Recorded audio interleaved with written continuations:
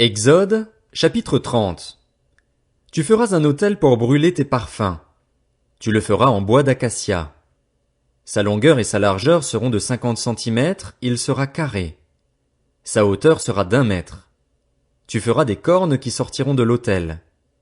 Tu le couvriras d'or pur, le dessus, les côtés tout autour et les cornes, et tu feras une bordure d'or tout autour. Tu feras sous la bordure 2 anneaux en or à placer sur ses 2 côtés, tu les mettras sur les 2 côtés pour y passer les barres destinées à son transport. Tu feras ces barres en bois d'acacia et tu les couvriras d'or. Tu placeras l'autel en face du voile qui cache l'arche du témoignage, en face du propitiatoire qui couvre le témoignage et où je te rencontrerai. Aaron y fera brûler du parfum odoriférant.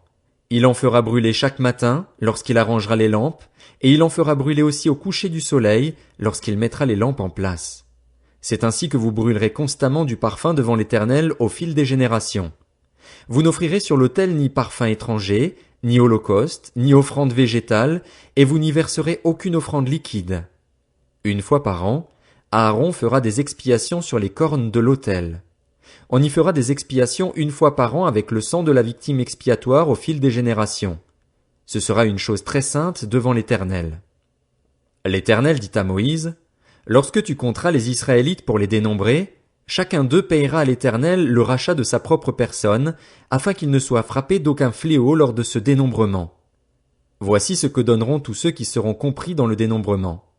1/2 d'après la valeur étalon du sanctuaire, qui est de 10 grammes, 1/2 sera prélevée pour l'Éternel.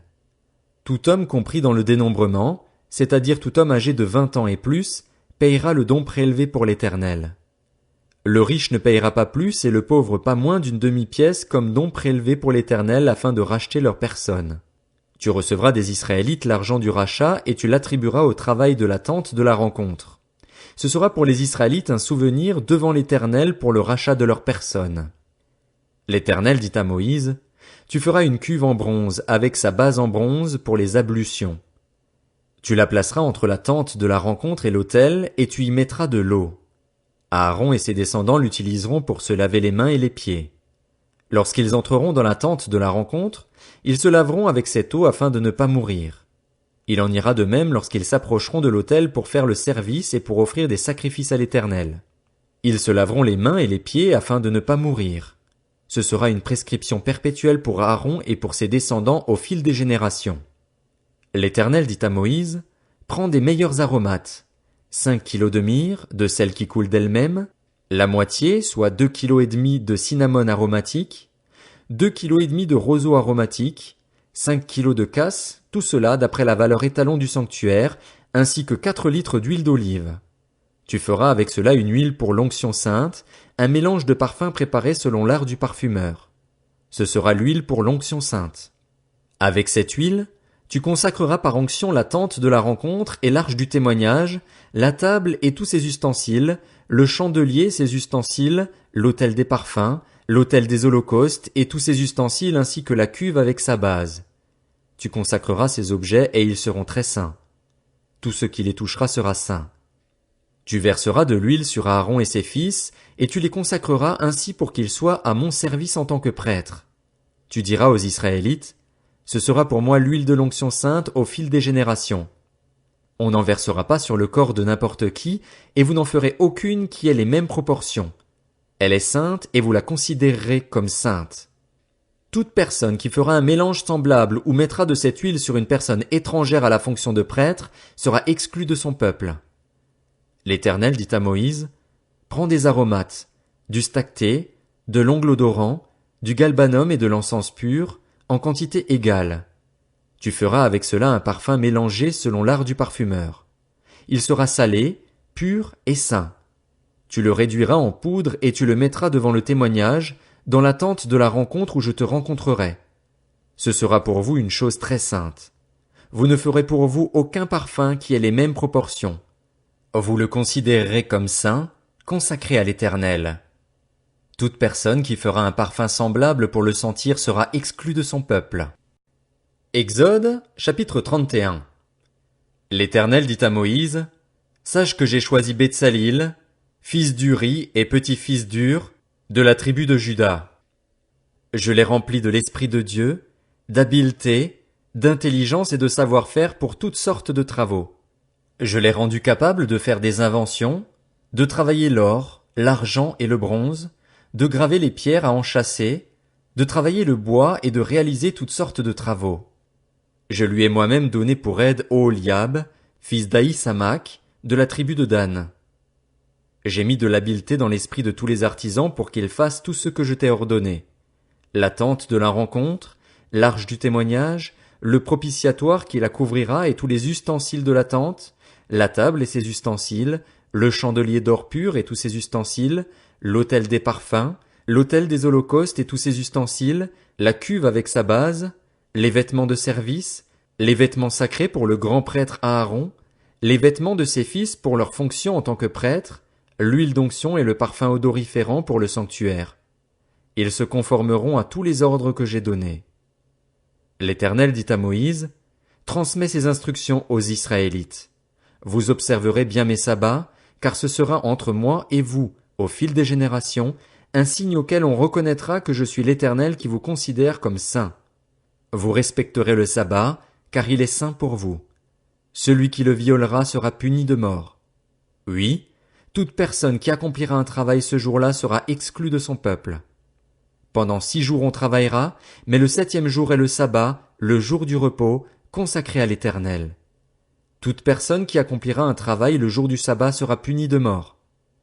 Les Israélites respecteront le sabbat en le célébrant, au fil des générations, comme une alliance éternelle. Ce sera entre moi et les Israélites un signe qui devra durer à perpétuité. En effet, en 6 jours l'Éternel a fait le ciel et la terre, et le 7e jour il s'est arrêté et s'est reposé. Lorsque l'Éternel eut fini de parler à Moïse sur le mont Sinaï, il lui donna les 2 tables du témoignage, tables de pierre écrites du doigt de Dieu. Exode, chapitre 32. Le peuple voyait que Moïse tardait à descendre de la montagne. Alors il se rassembla autour d'Aaron et lui dit, « Allons, fais-nous des dieux qui marchent devant nous, car ce Moïse, l'homme qui nous a fait sortir d'Égypte, nous ignorons ce qu'il est devenu. » Aaron leur dit, « Retirez les anneaux d'or qui pendent aux oreilles de vos femmes, de vos fils et de vos filles, et apportez-les-moi. » Chacun retira les anneaux d'or qui pendaient à ses oreilles, et ils les apportèrent à Aaron. Il les reçut de leurs mains, jeta l'or dans un moule et fit un veau en métal fondu. Ils dirent alors, « Israël, voici tes dieux qui t'ont fait sortir d'Égypte. » Lorsqu'Aaron vit cela, il construisit un autel devant lui et s'écria, « Demain, il y aura une fête en l'honneur de l'Éternel. » Le lendemain, ils se levèrent de bon matin et offrirent des holocaustes et des sacrifices de communion. Le peuple s'assit pour manger et pour boire, puis ils se levèrent pour s'amuser. L'Éternel dit à Moïse, « Vas-y, descends. En effet, ton peuple, celui que tu as fait sortir d'Égypte, s'est corrompu. Ils se sont bien vite écartés de la voie que je leur avais prescrite. Ils se sont fait un veau en métal fondu, se sont prosternés devant lui ont offert des sacrifices et ont dit, « Israël, voici tes dieux qui t'ont fait sortir d'Égypte. » L'Éternel dit à Moïse, « Je vois que ce peuple est un peuple réfractaire. Maintenant, laisse-moi faire. Ma colère va s'enflammer contre eux et je vais les faire disparaître, tandis que je ferai de toi une grande nation. » Moïse implora l'Éternel, son Dieu, et dit, « Pourquoi, Éternel, ta colère s'enflammerait-elle contre ton peuple, celui que tu as fait sortir d'Égypte avec une grande puissance et avec force? Pourquoi les Égyptiens diraient-ils, « C'est pour leur malheur qu'il les a fait sortir de notre pays, c'est pour les tuer dans les montagnes et les exterminer de la surface de la terre? » Renonce à ton ardente colère et reviens sur ta décision de faire du mal à ton peuple. Souviens-toi d'Abraham, d'Isaac et d'Israël, tes serviteurs.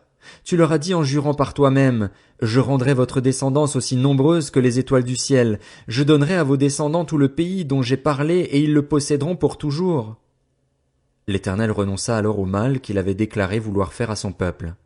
Moïse repartit et descendit de la montagne, les 2 tables du témoignage dans la main. Les tables étaient écrites des 2 côtés, elles étaient écrites de chaque côté.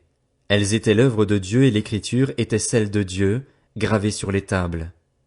Josué entendit le bruit que faisait le peuple en poussant des cris et il dit à Moïse, « Il y a un cri de guerre dans le camp. » Moïse répondit, « Ce n'est ni un cri de vainqueur, ni un cri de vaincu. Ce que j'entends, ce sont des gens qui chantent. » En s'approchant du camp, Il vit le veau et les danses. La colère de Moïse s'enflamma. Il jeta les tables qu'il tenait et les brisa au pied de la montagne. Il prit le veau qu'ils avaient fait et le brûla au feu. Il le réduisit en poudre, versa cette poudre à la surface de l'eau et la fit boire aux Israélites. Moïse dit à Aaron, « Que t'a fait ce peuple pour que tu le rendes coupable d'un si grand péché ?» Aaron répondit, « Que la colère de mon Seigneur ne s'enflamme pas. Tu sais toi-même que ce peuple est porté au mal. Ils m'ont dit, fais-nous des dieux qui marchent devant nous, car ce Moïse, l'homme qui nous a fait sortir d'Égypte, nous ignorons ce qu'il est devenu. Je leur ai dit, que ceux qui ont de l'or s'en dépouillent, et ils me l'ont donné. Je l'ai jeté au feu, et il en est sorti ce veau. » Moïse vit que le peuple était en plein désordre, et qu'Aaron l'avait laissé dans ce désordre, exposé au déshonneur parmi ses ennemis. Moïse se plaça à l'entrée du camp et dit, « Qui est pour l'Éternel? Qu'il vienne vers moi. » Tous les Lévites se rassemblèrent à ses côtés. Il leur annonça, « Voici ce que dit l'Éternel, le Dieu d'Israël. Que chacun de vous mette son épée au côté.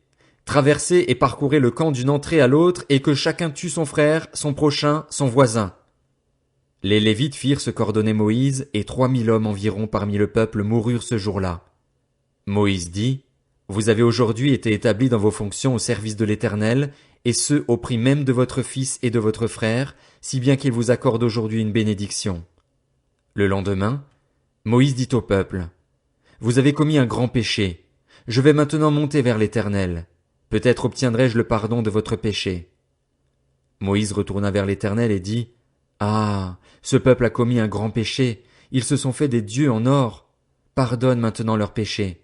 Sinon, efface-moi de ton livre que tu as écrit. » L'Éternel dit à Moïse, « C'est celui qui a péché contre moi que j'effacerai de mon livre. Va donc, conduis le peuple à l'endroit que je t'ai indiqué. Mon ange marchera devant toi, mais le jour où j'interviendrai, je les punirai de leurs péchés. » L'Éternel frappa le peuple parce qu'il avait fait le veau, celui qu'avait fabriqué Aaron.